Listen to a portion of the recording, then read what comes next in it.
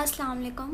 Welcome to Learn Reasonable Science. Let's continue our topic that was simple harmonic motion and waves.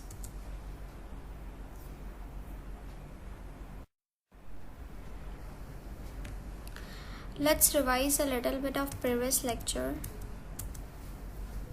तो previous lecture में हमने ये चीज़ें discuss की थी कि नंबर 1 रीस्टोरिंग फोर्स जिसकी वजह से एक ऑब्जेक्ट मजबूर होता है कि वो सिंपल हार्मोनिक मोशन परफॉर्म करे, वो रीस्टोरिंग फोर्स पुश और पुल्स द ऑब्जेक्ट मजबूर करती है एक ऑब्जेक्ट को ताकि वो सिंपल हार्मोनिक मोशन परफॉर्म करे और रीस्टोरिंग फोर्स की डायरेक्शन होती है towards mean. F is equals to minus K X. ये जो इक्वेशन है इसमें जो नेगेटिव साइन है वो ये शो कर रही है that direction of restoring force is opposite to direction of displacement.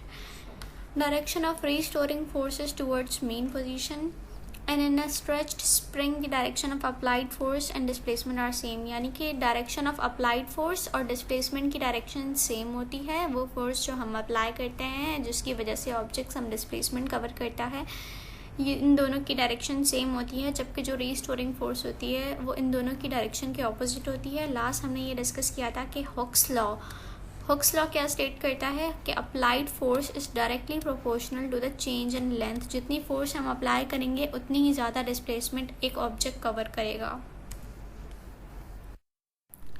A object performing simple harmonic motion and producing waves.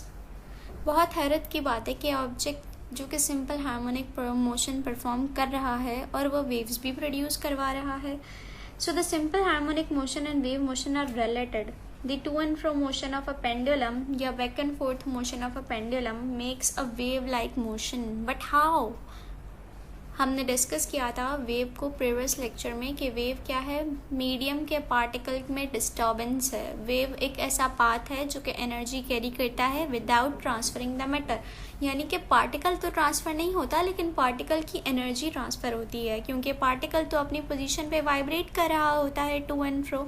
तो इसी तरह जब एक पेंडुलम या body to and fro motion perform करती है तो उसके अंदर भी वाइब्रेशंस होती हैं और वो अपनी एनर्जी वेव लाइक मोशन में ट्रांसफ़र कर रहा होता है. यानी कि उसकी एनर्जी का जो ट्रांसफ़र है वो भी हमें वेव लाइक प्रोजेक्शंस शो करता है, as you can see in the video.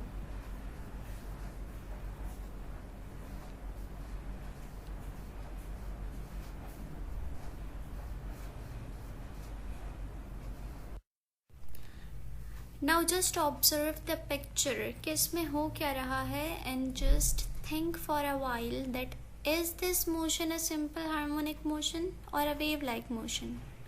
Yes, you are right. This motion in the picture is shown as simple harmonic motion and wave-like motion. ये motion simple harmonic motion भी है और wave-like motion भी है. So let's discuss. So let's discuss the motion of a horizontal mass spring system that is also a simple harmonic motion and wave-like motion. Motion of a mass attached to a spring.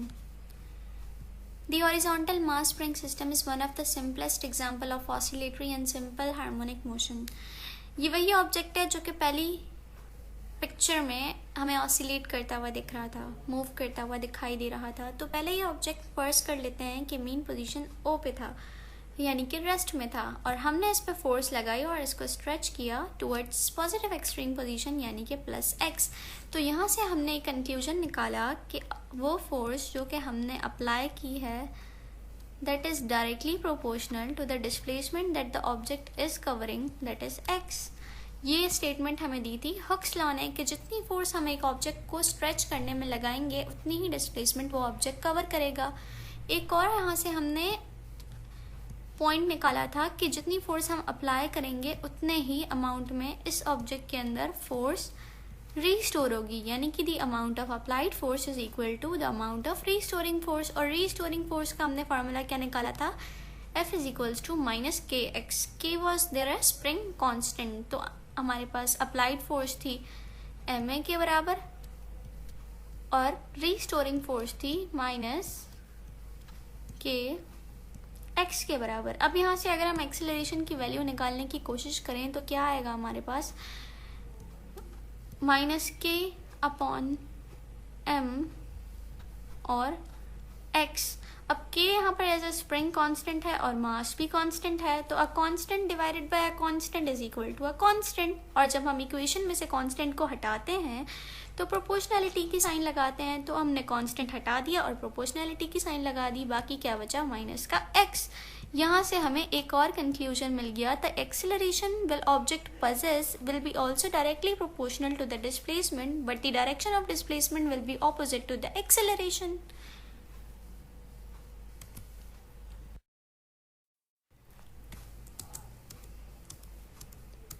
Hence अब हमने क्या देखा in final कि if a spring is attached to a mass and is stretched from mean position to x, यानी कि एक spring जो कि मास के साथ अटैच्ड है और हमने उसे स्ट्रेच किया है from mean position to a position x, so the force exerted on the mass will be equal to amount of restoring force, यानी कि जैसे हमने पहले देखा applied force was equal to restoring force, यानी कि ऐसा। सो अप्लाइड फोर्स हमारे पास ma के बराबर थी और अकॉर्डिंग टू हुक्स लॉ हमने रीस्टोरिंग फोर्स का फॉर्मूला निकाला था, तो हमने अप्लाइड फोर्स और रीस्टोरिंग फोर्स को बराबर रखा, तो हमारे पास क्या कंक्लूजन आया कि acceleration is directly proportional to the negative of displacement. अब यहाँ पर एक और पॉइंट नोट करने का है कि अगर हम ऑब्जेक्ट पर सिंपली एक्स फोर्स अप्लाई कर रहे हैं तो ऑब्जेक्ट में डिस्प्लेसमेंट भी एक्स की होगी, लेकिन अगर हमने फोर्स ज़्यादा लगा ली, 2x फोर्स लगा ली, पहले के मुकाबले ज़्यादा ताकत लगा ली, तो ऑब्जेक्ट जो कि डिस्प्लेसमेंट कवर करेगा वो और भी ज़्यादा होगी। अब ज़रा इस पिक्चर पर गौर और फिक्र कीजिए, इसमें हो क्या रहा है। जैसा मैंने बताया क्या वाकई ऐसा है, पहले हमने थोड़ी सी फोर्स लगाई, थोड़ी सी डिस्प्लेसमेंट हुई और अचानक फोर्स बढ़ गई और डिस्प्लेसमेंट भी बढ़ गई।